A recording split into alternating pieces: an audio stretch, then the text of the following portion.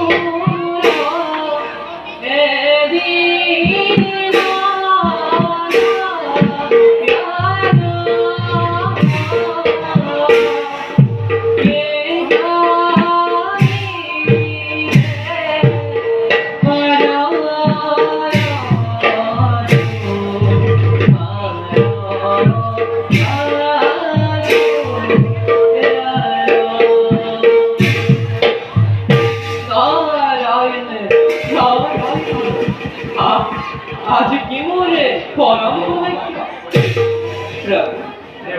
ৰাখৰ সেবা কৰিব গ্ৰহণ তাতকৈ সৌভাগ্য আমাৰ হেতুতি দেব নবুঝিল প্ৰভু জগতৰ সকলো বাৰ্তা আনি দিব পাৰা তুমি কি পলকতে আমাকে দিয়া এই বাৰ্তা ক'ত আছে মোৰ প্ৰাণৰ ফুটাই ক'ত গ'লে পাম তাৰ ঠাকুরতে বিদ্যমান জগতরে আড়াই থেকে কথা কি ধরে দিব পারে এই নিষ্কিন নাদে অনিরুদ্ধ কুমারের বার্তা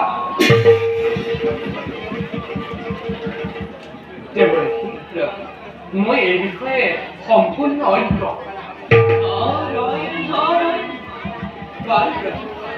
শুনক তেন্তে কম বিশেষ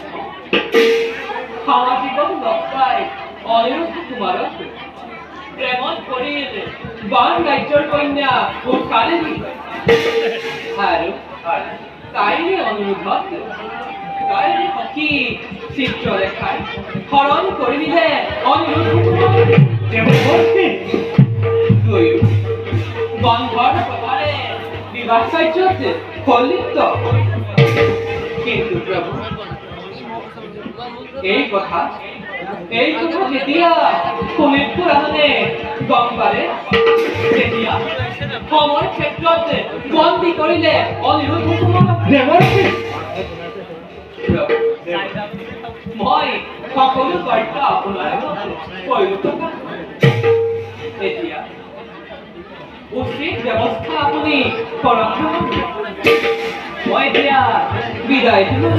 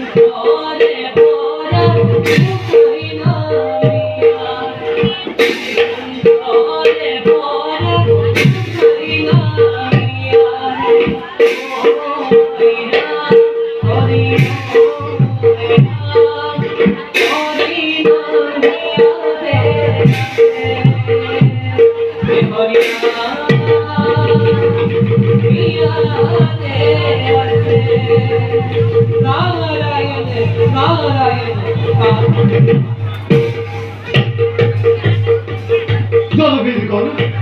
দাদা শ্ৰেষ্ঠ আজি পৰা মোৰ বিপুল বাহিনী কালিলৈ প্ৰভাততে আমি যাত্ৰা কৰিম আমি সেই শোণিতপুৰৰ অভিমুখে যাদৱৰ পৰাক্ৰমৰ কথা শুনিলে শত সহস্ৰ বীৰ মহাবীৰে ভিৰ নত কৰে আমাৰ চৰণত এনে যাদৱৰ সন্তানক বন্দী কৰাৰ ধৃষ্টতা কৰে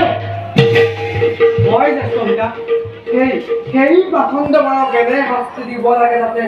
ভৱিষ্যতে সি যাদৱ সমাজৰ কোনো সন্তানক স্পৰ্শ কৰিব নোৱাৰে হয়তো মানুহবোৰে ভাবিছে যদুৰ বীৰসকল বিদ্ৰোহীন বুলি তাৰ এনে অহংকাৰ প্ৰতিহত কৰিবৰ বাবে যুদ্ধৰ প্ৰয়োজন জৰুৰী তেন্তে তোমালোক সকলোৰে যুদ্ধ কৰাৰ ইচ্ছা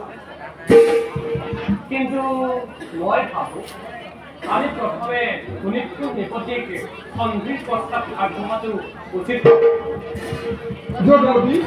আমি এতিয়া কি কৰক আমি এতিয়া ৰণ সাজেৰে শোণিতপুৰলৈ কৰিম যাত্ৰা কিন্তু মনত ৰাখিবা প্ৰথমে সন্ধি কিন্তু তাৰ পাছতহে ৰণ যদি সন্ধিৰ প্ৰস্তাৱ অমান্য কৰে এতিয়া ৰণ অৱশ্যম্ভাৱী এতিয়া বলা সকলোটি যাত্ৰাৰ বাবে বহুত ব'লা।